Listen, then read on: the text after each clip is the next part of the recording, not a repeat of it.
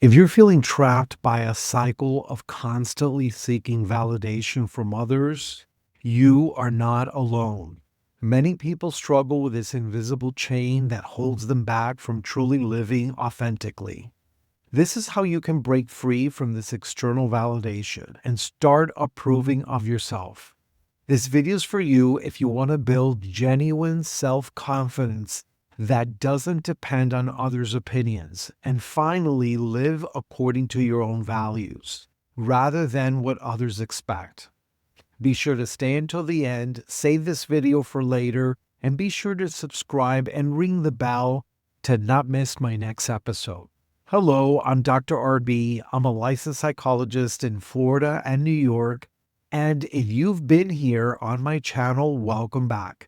If you're new here on this channel, this is where I bridge together many topics I find interesting, from depth psychology to ancient wisdom traditions, spirituality, human design, and various therapeutic techniques to create an approach to healing and growth.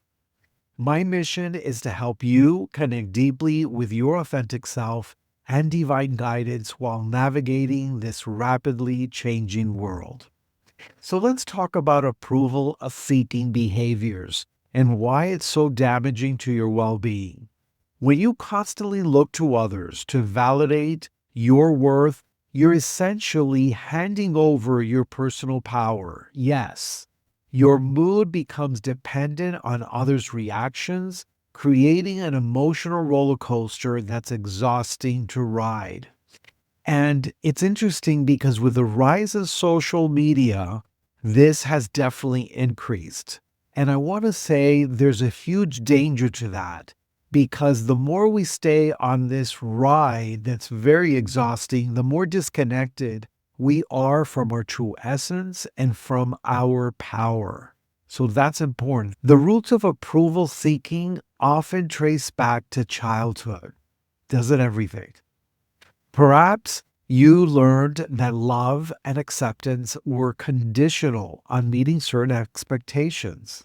This creates a belief system where you think your intrinsic value depends on external validation. Lately, I've been doing evaluation for autism, and one of the things with autism is called masking or camouflaging.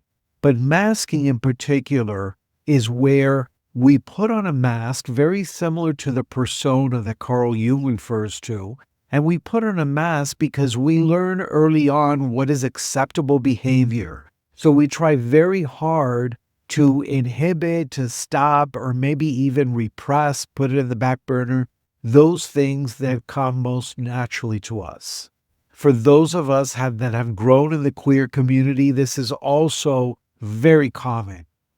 Social media has intensified this problem. The instant gratification of likes and comments feeds the approval-seeking cycle, making it harder to break free. But here's the truth. No amount of external validation, no matter how many likes you get, or how many wonderful comments you have, or even if you have 1 million followers, it will never be enough if you don't approve of yourself first. You have to give yourself a like and you have to give yourself a comment. The first step to breaking free is being aware of this. Start noticing when you're seeking approval. Notice when you start to change little things about yourself, especially when having a conversation or being in front of people. Notice those things you start to change about yourself. Maybe you don't talk with your hands as much. Maybe you lower your voice. Maybe you keep your head very still and you don't move it from side to side. Whatever it is, start noticing that. Simply notice and observe. You want to start noticing when it's about making decisions, sharing accomplishments, or even choosing what to wear. These are all ways to mask or ways of simply knowing that you're trying to do something to please others, get others' acceptance.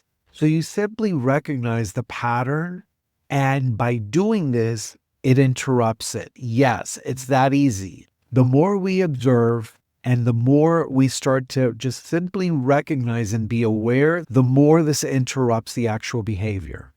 Next, begin questioning the belief that others' opinions determine your worth.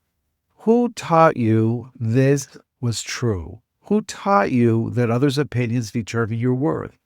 What evidence suggests that this is true? And then start to think of what are ways that this isn't true? What evidence suggests otherwise? If you're familiar with the work, it's called The Work. This is part of it. And I'll see if I can find it and put the links below in the description as well. Remember times when you felt proud of yourself, regardless of recognition. Those are the times we need to remember and keep them with us. Practice making small decisions without seeking input. Start with low-risk choices like what to eat for lunch, which movie to watch. Gradually work your way up to the bigger decisions. The point here is to develop self-validation practice. At the end of each day, acknowledge your efforts, achievements, and growth, especially the ones that no one else sees. Those are the most important ones. Learn to be your own witness, or what we call observing ego in psychology. Set boundaries with people who feed your approval. Seeking tendencies, some relationships unconsciously reinforce this pattern, making it harder to break free. Remember that discomfort is part of the process. When you stop seeking approval, you might feel anxious initially. This is normal because you're now rewiring your brain. You're basically creating neural pathways. The freedom on the other side is really worth it. Imagine making choices based solely on what lights you up. Imagine the energy you reclaim when you're no longer constantly monitoring others' reactions. Imagine the authenticity in your relationships when you show up as your true self. This journey isn't about becoming selfish or dismissing feedback entirely. It's about developing an internal compass that guides your decisions while remaining open to growth. Your worth isn't determined by others' opinions. It's your birthright, unchangeable, undiminishable, and completely independent of external validation. If you feel resistance to this idea, that's okay. Part of this has survived by seeking approval. Thank that part for trying to keep you safe.